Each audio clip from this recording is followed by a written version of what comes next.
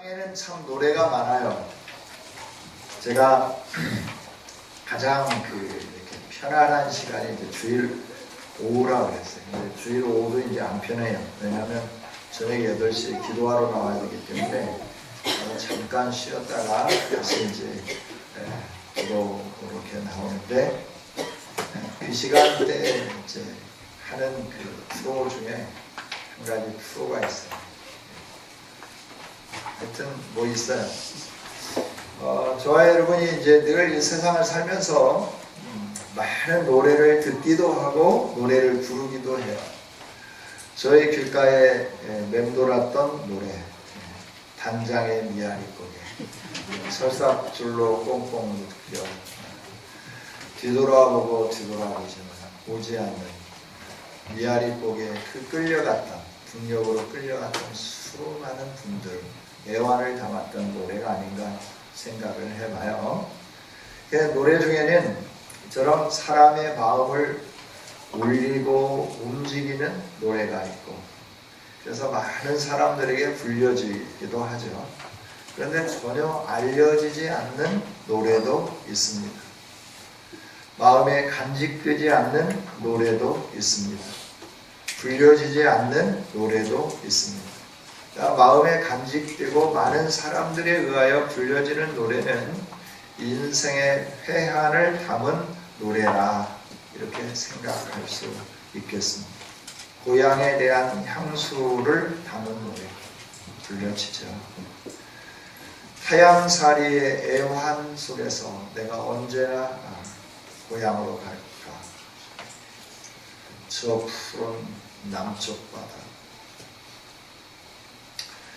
그래서 옛날부터 많은 분들이 고향을 주제로 또 삶의 애환을 주제로 노래를 부르지 않았나 생각을 해봐요. 이처럼 노래는 애환도 담겨 있고 기쁨도 있고 슬플 때도 노래를 부르고 즐거울 때도 노래를 부르는 거죠. 우리 한국의 정서적으로 보면 즐거울 때 노래보다는 슬플 때 노래가 참 많았던 것 같아요. 남편을 잃은 슬픔, 자식을 잃은 슬픔, 부모님을 잃은 아픔의 그리움의 슬픔. 거기에 이제 가끔 풍년을 맞이해서 부르는 노래도 있기는 하죠. 우리들이 이처럼 노래에 대해서 좀 관심도 갖고 노래에 귀 기울이고 노래를 부르는 것은 우리의 인생이 노래이기 때문이 아닌가 생각을 해봐요. 저와 여러분의 인생이 노래다. 저는 이렇게 인생을 다시 새롭게 정의 한번 해보고 싶습니다. 우리 인생이 노래인데 여러분은 어떤 노래로 불려지기를 원합니까? 기쁨의 노래로 여러분의 인생이 불려지기를 원합니까? 아니면 슬픔의 노래로, 회한의 노래로 불려지기를 원합니까? 우리에게 이렇게 노래가 많은 것처럼 성경 안에도 많은 노래가 있습니다. 성경 안에도 노래가 많은데 그 노래를 쭉 분석을 해보면 애환의 노래, 고통의 노래, 감사의 노래, 회개의 노래, 그리고 기쁨의 노래, 그렇게 많은 노래들이 성경 안에 쭉 담겨져 있어요. 그 성경에 담겨져 있는 많은 노래들 가운데 오늘 우리가 읽은 이 본문 에스겔 19장은 슬픔의 노래라, 이렇게 말할 수 있습니다. 슬픔의 노래, 가슴 아픈 노래다 하는 거예요. 나라 잃은 노래, 멸망을 앞둔 처참함에 대한 노래, 더 이상 회복할 수 없는 아픔을, 통한을 노래하는 그 노래, 이게 바로 에스겔 19장에 있는 말씀이다 라고 하는 거죠. 기왕에 우리가 노래를 부르려고 하면 기쁨의 노래를 불러야 되지 않겠어요?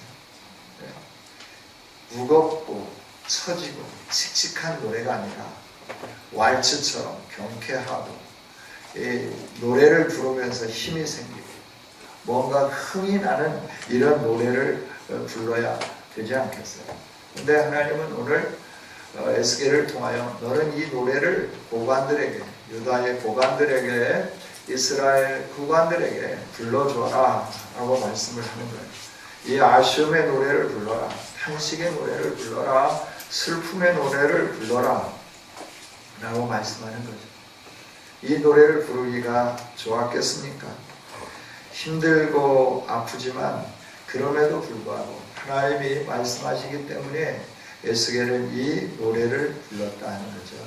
노래 내용은 이겁니다. 한 암사자가 그 사자들 가운데서 그 새끼를 키워서 새끼가 용맹스러워졌습니다. 성장하고 용맹스러워지고, 그런데 그 용맹스러움을 가지고 겁없이 행동을 하는 거예요. 사람도 해치고 해서는 안 될 일들을 많이 행하는 거예요. 그러니까 이 소문이 나니까 사람들이 와서 그 사자를 함정에 빠뜨리고 사자를 잡아서 끌어가 버렸다 하는 거예요. 자기 새끼가 다시 돌아오기를 기다리는데, 애타게 기다리는데 자기가 길리운 그 용맹스러운 새끼가 돌아오지 않는 거예요. 그래서 이 어미 사자는 또 다른 새끼를 훈련을 시키고 성장을 시킵니다. 그래서 힘이 써졌습니다. 그 사자가 용맹하게 되었습니다. 용맹을 가지고 해야 할 일만 해야 되는데 해서는 안 될 일들을 막 행하기 시작하는 거예요. 그러다 보니까 이 사자도 포로가 되었어요. 포위가 되었어요. 잡혀갔어요. 다시 돌아오지 않는 거예요. 자녀 둘을 다 잃어버렸어요. 이 어미 사자의 심령이 어떠하겠는가라고 하는 거예요. 여러분, 새끼를 잃은 어미의 아픔을 아십니까? 힘들고 연약한 닭이라 하더라도 위에 공중에 매가 난다든지 수리가 난다든지 이러면 자기 새끼들을 위급하게 불러 모읍니다. 그리고 자기 날개에 딱 감춰 놓습니다. 그리고 매가 이렇게 달려들면서 자기를 공격해 와도 이 새끼를 아는 채 그 몸부림치면서 그 매를 향해서 공격하고 대항하면서 자기 새끼를 지키는 이 어미, 이게 바로 미물이라 하더라도 자기 새끼를 사랑하는 어미의 모습이 아닙니까? 그런데 이 어미가 정성을 다해서 새끼를 키웠는데 이 새끼가 둘 다 잡혀가고 죽임당하고 돌아오지 않는 이 아픔에 놓여 있다라고 합니다. 얼마나 슬픈가라고 하는 거예요. 대단히 슬픈데 제가 슬프게 표현하지 못하니까 여러분들이 전혀 슬프지 않은 것처럼 표정을 짓고 있어서 제가 슬픕니다. 얼마나 마음이 아프겠어요. 내가 키운 자식인데 뭔가 용맹스러워졌는데 뭔가 일을 해야 되는데 그 일을 하다가 잡혀갔어요. 죽었어요. 돌아오지 못해요. 끌려갔어요. 생떼 같은 자식이 끌려가고 돌아오지 않는 아픔, 이 어미의 심정의 아픔, 그게 바로 19장 1절부터 시작해서 9절까지 있는 말씀이다 라고 합니다. 이 아픔을 노래하라 라고 말씀해요. 그리고 그 다음에 또 노래를 하는데 이제 어떤 노래냐 그러면 너의 어머니는 물가에 심기운 포도나무가 되었다. 그래서 번성했다. 그리고 열매도 많이 맺었다. 그리고 모든 사람들의 주가 될 만한 나무가 되었다. 주가 된다라고 하는 건 지도자가 될 만했다라고 하는 거예요. 그런데 어느 날 그 포도나무가 뽑혔다는 거예요. 그래서 물가가 아니라 가뭄의 땅에 심겨졌고 메마른 땅에 심겨졌고 결국 열매도 없게 되고 나무 가지가 말라지게 됨으로 인하여서 불타버리니 어찌 슬프지 않겠는가. 하나님은 이 두 가지 비유를 가지고 말씀을 하시면서 내 마음이 이렇게 아프다. 너희의 이 미래의 삶, 지금도 이렇지만 미래의 삶이 더 처절해질 것을 생각하면서 내 마음은 너무나 아프다. 이 슬픔의 노래를 네가 불러다오. 그래서 에스겔이 이 노래를 부르게 되는 거예요. 여러분, 나라가 멸망할 때 그 멸망하는 모습을 바라다 보면서 우리의 그 성도들도 나라가 멸망하는 이 아픔 때문에 노래를 불렀잖아요. 청록파 시인들의 시들이 주로 이런 것들이잖아요. 유치원의 깃발이라든지 이런 모든 시들을 통하여서 우리의 가슴에 이렇게 절규를 심겨주는 이 일들을 행하게 되는 걸 보게 되는 거예요. 이 내용은 유다 왕국 말기의 상황을 하나님이 비유로 표현하신 겁니다. 유다라고 하는 나라에 그 나라를 암사자로 표현을 한 거예요. 이 암사자가 두 왕을 세웠습니다. 그 왕을 세웠는데 첫 번째 왕은 누구냐? 첫 번째 그 새끼 사자는 누구냐? 그러면 여호아하스라고 하는 왕이에요.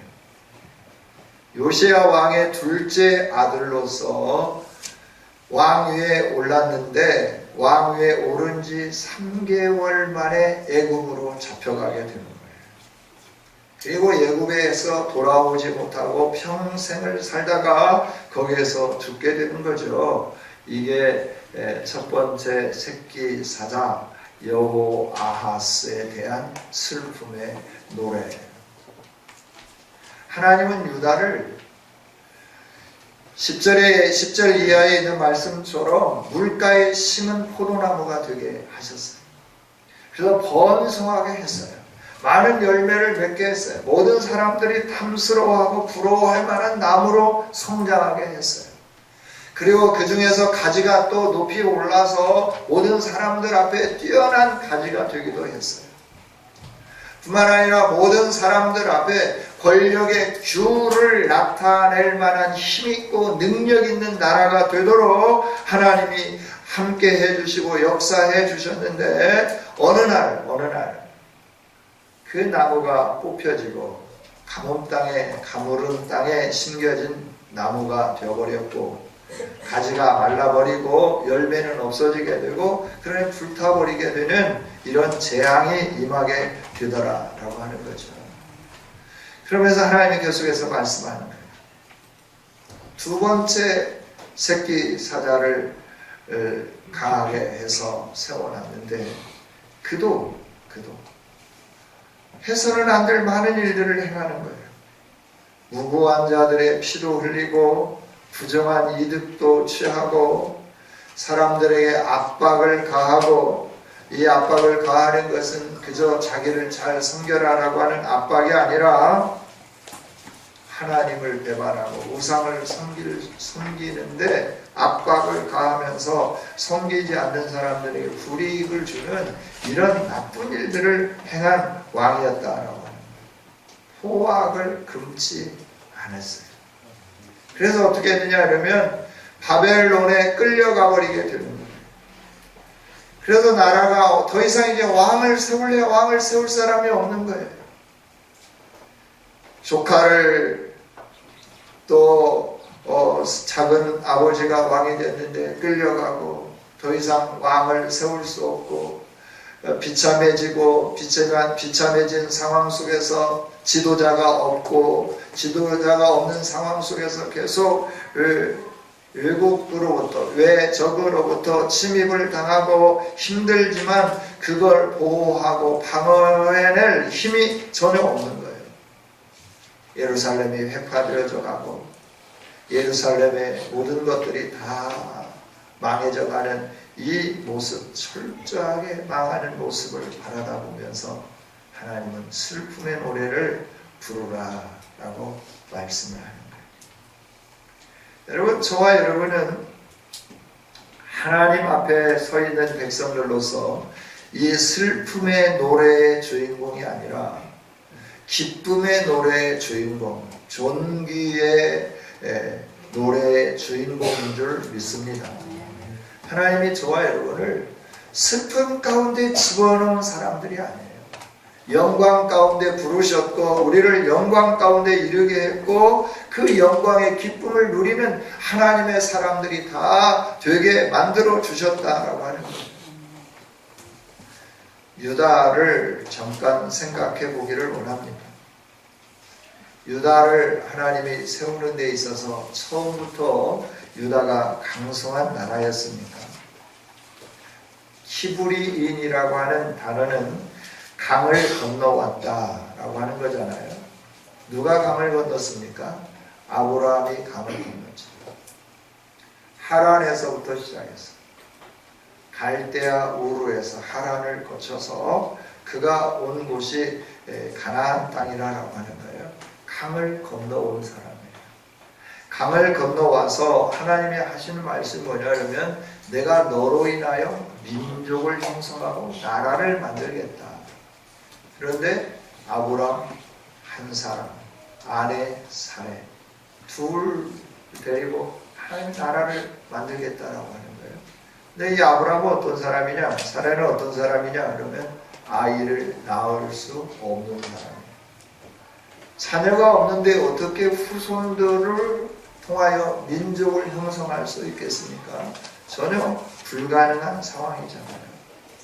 그럼에도 불구하고 하나님은 그들을 세워서 하나님의 영광을 드러내기 위하여 아브라함을 부르시고 가나안에 입성시켜 주셨어요. 이것을 하나님은 에스겔을 통하여 뭐라고 말씀하시냐 하면 핏덩이와 같은 너였다라고 말씀해요.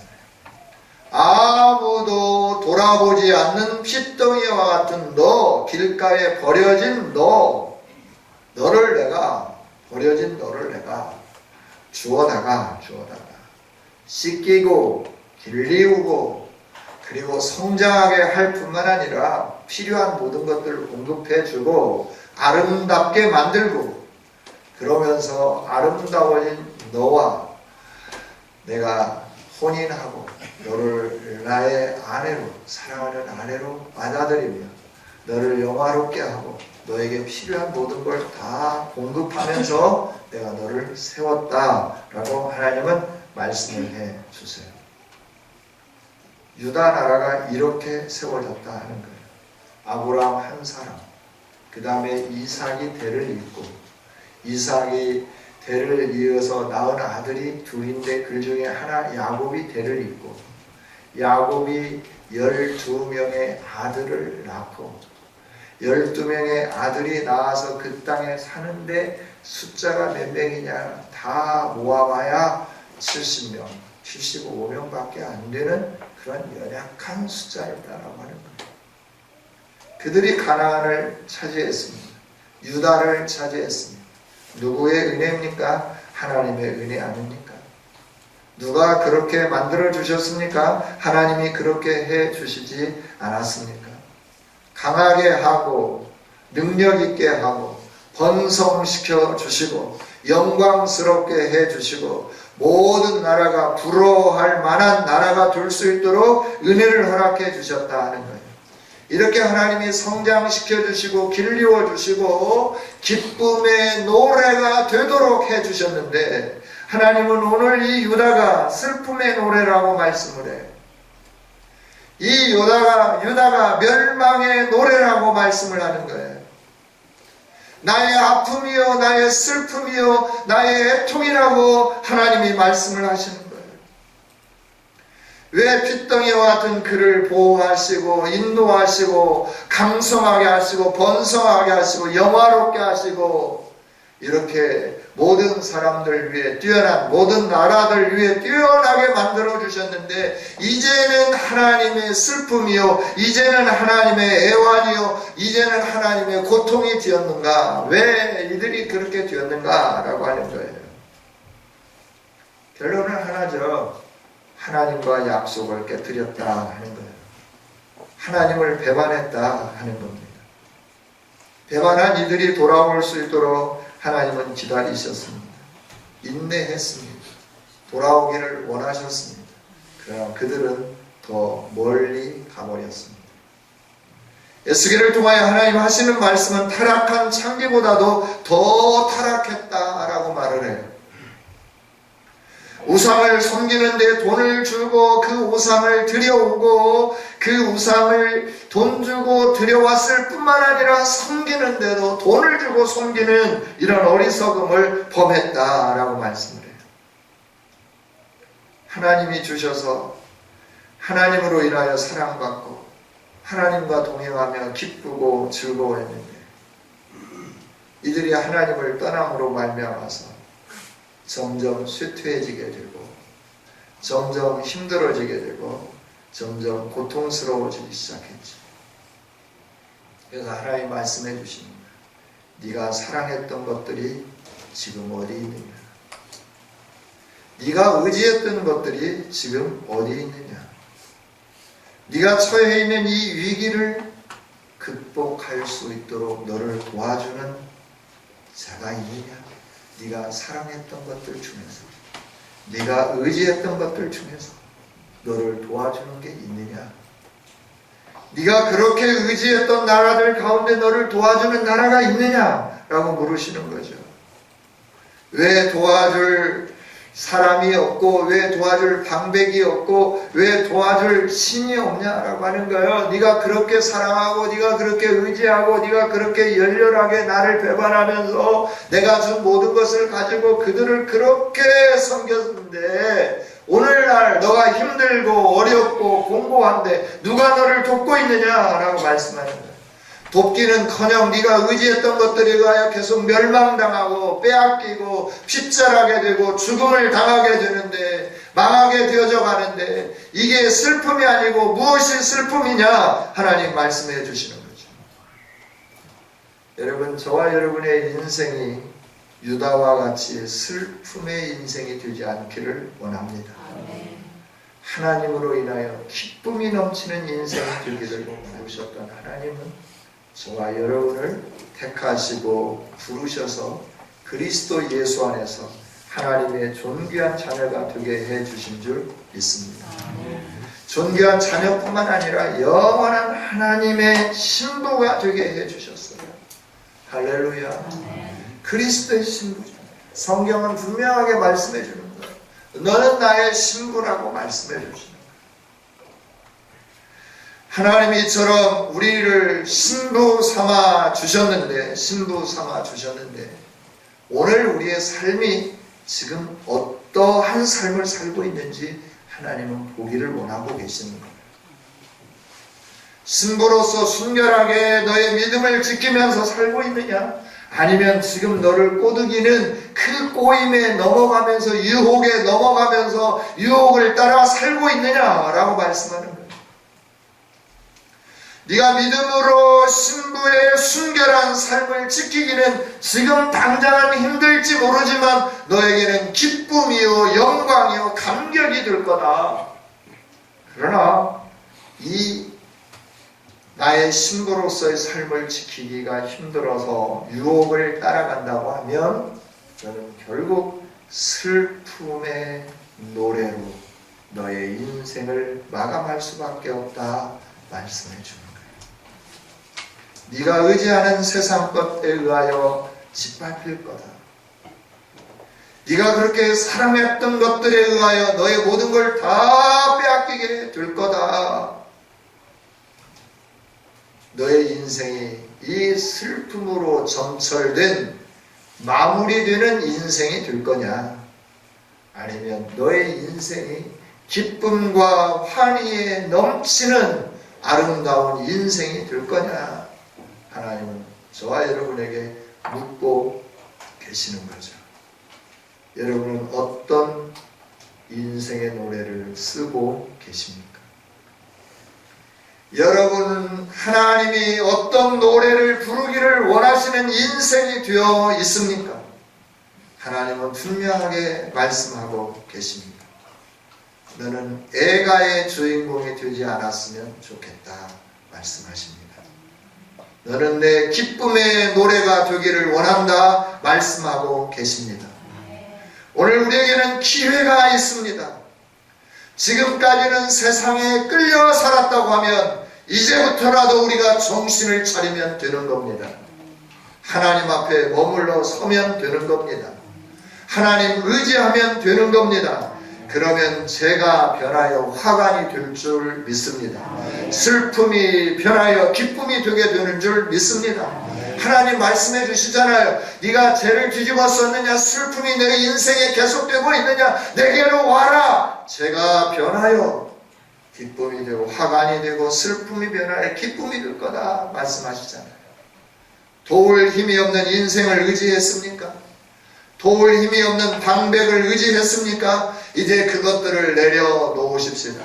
우리의 힘이 되시며 근원이 되시며 우리의 모든 것 되시는 여호와 하나님, 그 한 분만을 바라보며 그 한 분만을 신뢰하며 그분이 나에게 베푸신 이 은혜를 붙잡으며 하나님, 내가 하나님 한 분으로 만족하며 살겠습니다 고백하며 사는 우리 모두가 되기를 원합니다. 세상은 보기에는 아름다운 것처럼 보여요. 그거는 블랙홀과 같은 거예요. 이야기 하나 하고 마치겠습니다. 아프리카 서부 대평원에 가면 죽음의 계곡이 있다고 그래요. 안 가봐서 이야기로만 들어서 저도 죽음의 계곡이 있는데, 이 죽음의 계곡에 용감한 사람들이 통과하기 위하여 도전을 했는데 다 죽고 나오지를 못하는 거예요. 그런데 어느 날 한 젊은이가 이 죽음의 계곡이 어떤 곳이냐, 내가 한번 알아봐야 되겠다. 용기를 내고 말을 타고 그 계곡으로 달려갔습니다. 죽음의 계곡 입구에 딱 가니까 길이 두 갈래가 있는데, 한쪽은 넓고 평평한 좋은 길이었어요. 그런데 다른 한쪽은 보니까 좁고 가시나무도 있고 농풀로 막 얽혀있는 그런 길이었어요. 그래서 청년의 마음속에 그렇지, 넓고 좋은 길로 가야지. 그래서 말머리를 탁 돌려서 달려가려고 하다가 말을 잠깐 멈췄어요. 그리고 나뭇가지, 굵은 나뭇가지 하나를 잘라가지고 그 넓고 평평하고 아름다운 길에 던져봤어요. 그랬더니 나뭇가지가 그 길에 딱 떨어지는 순간 통통 튕기는 소리가 나는 게 아니라 뽀그로록 하면서 속으로 빨려 들어가게 되는 거예요. 늪이었습니다. 그 누구도 들어가면 빠져나올 수 없는 늪이었다라고 하는 거예요. 그래서 그 환한 길을 놔두고 넓고 좋아 보이는 그 길을 버리고 힘들지만 어렵지만 가시나무와 넝굴로 얽혀져 있는 그곳을 칼로 휘저어가면서 길을 내면서 그곳을 통과했다 하는 것, 좁은 길을 무사히 빠져나왔다 하는 것. 우리의 인생길도 마찬가지가 아닐까요? 하나님을 섬기면서 사는 삶은 좀 힘들어 보입니다. 어려워 보입니다. 고통스러워 보입니다. 그러나 세상을 따라가는 길은 참 편해 보입니다. 그 유혹이 마음에 듭니다. 그래서 그 길을 우리가 쉽게 따라갑니다. 그러나 기억하십시다. 쉬운 길을 따라가면 죽음에 이를 수밖에 없습니다. 힘들지만 어렵지만 하나님이 원하시는 그 길을 걸어간다고 하면 하나님이 동행해 주시고 복을 주시고 승리하게 해 주시고 말할 수 없는 영광으로 우리에게 충만하게 채워주실 줄 믿습니다. 이런 축복된 우리 성도 교회가 되기를 주님의 이름으로 축복합니다. 하나님 감사합니다. 오늘 말씀을 주시니 감사합니다. 우리의 인생이 노래인데 하나님, 우리는 어떤 노래로 불려질 것인지 오늘 이 시점에서 하나님의 음성을 듣게 해주시니 감사합니다.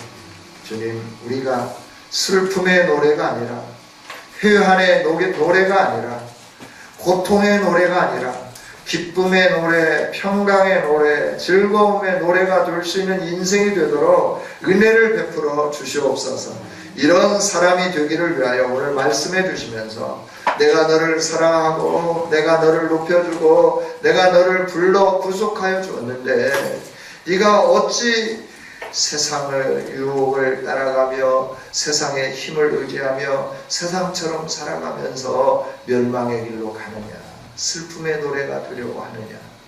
돌아오라 말씀하시는 주의 음성을 듣게 해주신 주님, 돌아서게 하여 주옵소서. 확실하게 돌아서게 하여 주시옵소서. 죽음의 길에 머뭇거리지 않게 하여 주시옵소서. 아무리 좋아 보여도 미련을 버리게 하여 주시고 생명의 길, 승리의 길, 영광의 길을 향하여 고통스럽지만 힘들지만 한 걸음 한 걸음 전진해가 우리 모두가 다 승리의 기쁨의 노래를 함께 부르는 아름다운 성도들이 되게 하여 주옵소서. 예수님 이름으로 기도하옵나이다.